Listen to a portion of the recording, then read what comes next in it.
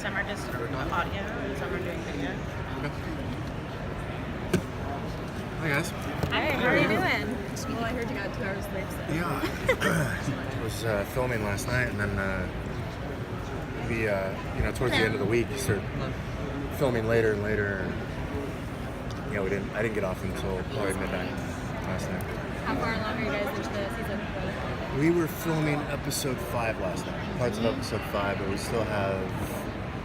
This is probably the most ambitious show I've ever been a part of, and even though we're in episode 5, we haven't really finished any of them. The pilot, 2, 3, 4, so it's pretty ambitious. How does it feel now to be at Comic-Con though and starting to put it out there? Cool. Yeah, I can't wait for the actual, when we can start discussing the first season and what's happened, because everything that we're 5 episodes in, so we have some really juicy stuff that we want to share, but and so we've been in that position for a while now. I know. Of where we're just talking about the pilot, we're talking about the trailer, and there's so much more. Yeah, and just being very sort of vague about the world. Having said that, it's definitely exciting, and as you know, it's coming out in January, and we just saw the pilot again, and I gotta say, I saw it for the first time on a dinky television, and so watching it up on the big screen, I'm genuinely excited for the fans to see this. It's a great feeling to it's not all the time that you watch something that you're a part of and you go, oh, wait a second, this is good. And then also knowing what we know, the first thing we said after we watched it was can't wait for episode 2. 100%. We know what happens. Yes. And it picks up, because we're filming a scene on Wednesday that takes place the next day in episode 2, and we're watching the pilot. It was actually good for us. It was a good reminder. It's a good reminder of what that day looked like, so that for sure, because that day was in March. I know. For me, it was last year. Right. When you guys were approached for the show, were you familiar with the source material at all beforehand? And if after you got the role, did you go back and read into it at all? So I read Liz's script first, and loved the character of Brad and Amy, and I'd never done a genre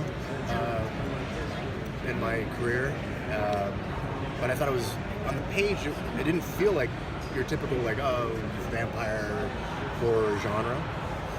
And I felt like the core and the heart was that Amy Brad story, which I absolutely love, because I have a daughter who's roughly about the same age.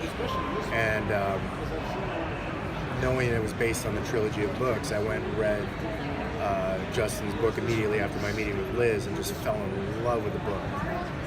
And then, I don't know if any of you read the first book. It was a funny thing, because I read the first book and I go, Brad dies in the first book. In the first quarter of the book. What are they trying to tell me? But I've read all 3 books, and I'm a huge fan of Justin's work. Have you read I keep telling you about the books. I'm always wait till you see what your She character doesn't want to die in the first movie. I'm like, you're good, exactly. but what her character does in the second book is very epic. But I read the first half of the first book, and it's stellar. I just remember, it's so funny, because I just remember having the conversation with Liz where she was like, it's not necessary, you can read it for interest and for sure, but of course it's based on the books, but it's not a carbon copy of what the books were, especially my character in the first season, because they're sort of weaving our way. It probably took me a while, and because I'm such a huge fan of the books, it took me a while to understand that what we're doing as a TV show doesn't have to be the exact adaptation of the books. And speaking with Justin, he says that every time you read the book or you read the book, it's different from when I read the book. And every time I read the book over and over, it changes as well. And so it took me a while to say, okay, we're not doing a carbon copy of the book. Yeah. And then when you see episode 2 and 3 and 4 and and on, Yeah. you go like, oh my God, we're doing something just as I hate to use Powerful and cool. as the books. Granted, it's not exactly the same. So I know some fans will be irked by it. Sure, but probably only for a second, because the truth is they'll be so invested in the story anyway. I mean, it's more than inspired by the books. So it's like the characters and you know all the characters that the fans love. But then it's also Liz's brilliance, which is Justin said it on the panel. It's like he wrote the book and Liz wrote the television show. And he's so excited about the television show that Liz is writing, which is our fans should know. And he also said about a specific scene, that the scene at the river, Yes. where I'm talking with her, wasn't in his book. He says, but it fits in his story as well. He's like, those are the pieces that I didn't put into the book that fit seamlessly into the story, the narrative. So how has reading the book informed your performance, or have there been times when it's like, no, I'm thinking too much the book, I need to think I think I've been talking to Justin about this. He's very descriptive and in the way he creates like a 4D image in your head when he discusses characters and the adjectives that he uses. He doesn't repeat the same adjectives for any of the characters, any of the descriptions of the scenes and things like that. So my first impression of Brad was in the car with Doyle on his way to see Carter. This is in the book. And his description of Brad was my blueprint. So from there, I took that and it shapes pretty much everything that Liz gives me. But I feel like I'm still true to that character in the book. We're just adding layers, especially our relationship as well. It's not, in the book, it's non-existent really, other than we had a relationship. But in our story, we're showing flashbacks of our past and what happened to our daughter, and why Brad is the way he is, and why Lila is the way she is. Which, that's entertainment. And we get a little bit of that in the first episode, of course. We get teased that obviously something happened to your daughter. Will that take a while for us to kind of find out, or do we learn fairly quickly what happened to her? No. I think everything's drawn out. Everything's drawn out as much as possible. 10 episodes, yeah. So what can you guys kind of tell us about your relationship? What can you kind of tease about that? And what we'll kind of see from you guys moving forward? Can we tease anything? Yes. Obviously, like you're helping him a lot in the first episode. Yes. Yeah, she helps me in the first episode. I think We can. there's a bit more help on the way with Lila. Basically, Oh, I have a fun one for Yeah. people with the books. Yeah. Is that Lacey comes back, and people in the books, that was a very fun character. and yes. And so Lacey and Lila, that's a good tease, actually. Sure. Yeah. Lacey and Lila, we come together and we take on some stuff. But that's the beauty of what Liz has done, is that there's characters that are in the books that are beloved, and she inserts them in a new way, but still keeps the roots the same. It's kind of fantastic Yeah, it is. what she's done. It is. Gilder comes back, and all these characters. I'm like, oh my God, that's Gilder from the book. Yeah, He's exactly. working in episode 5 right now. Yeah, it's fun. Cool. The chemistry on screen between Brad and Amy in the car and those scenes they had together were really great. I mean, we just watched the screen, the pilot downstairs. How was that with your chemistry test beforehand? Was that instant chemistry like on screen, or can you talk about how you guys met? No, our first day of meeting was probably on set, or when we did I'm trying to think back, it was a year ago that we probably met at a table read. But we had the luxury, and this doesn't always happen, but we had the luxury of shooting in a linear fashion.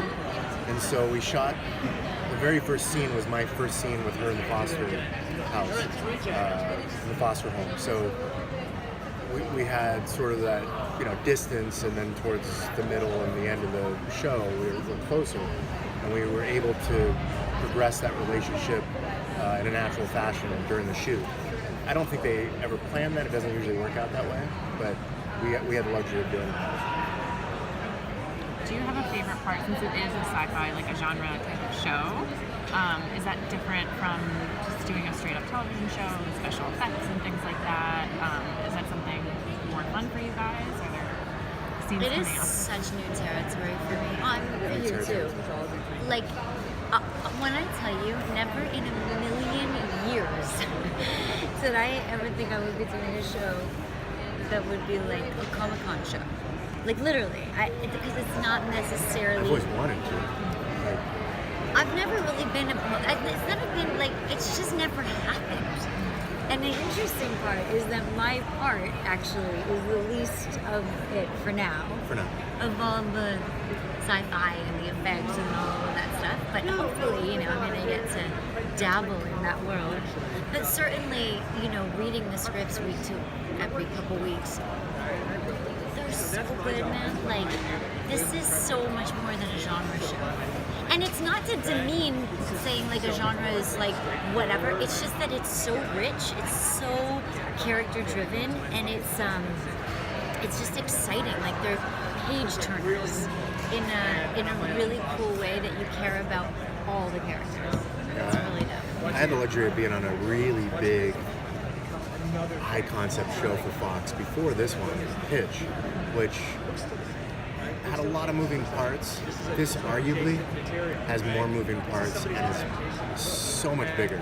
It's big, yeah. It is. I'm always amazed at the scope of like what we're trying to shoot. And I'm like, this is a television show. It's a Because television it feels like show. a film. And we spent Yeah. yesterday on one scene. We spent 9 hours on one action scene where Brad meets a viral, and first time watching like a viral move and how they attack and all that stuff. Not giving too much away, but we spent a lot of time, and that's something on television shows we don't have the luxury to do.